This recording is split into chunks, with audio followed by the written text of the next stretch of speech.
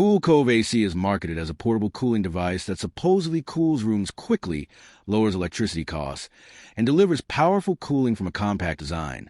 But the real question is it real cooling or fake promises? Now, to be fair, portable cooling devices are real products.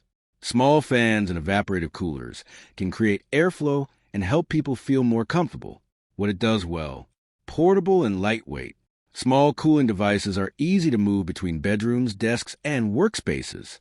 Uses less electricity than traditional AC. Compact cooling products naturally consume less power. Where the hype falls apart, it is likely not a true air conditioner.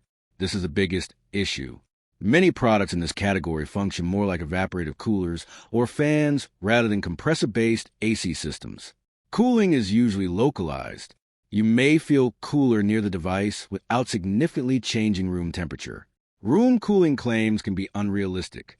Tiny devices generally cannot perform like full-size air conditioners. So, real cooling or fake promises? Short answer: some real cooling, but probably much less than the advertising suggests. You may get personal airflow and a cooling sensation nearby, but expecting traditional air-conditioned performance is likely unrealistic. Thanks for watching. Don't forget to like and subscribe for more videos.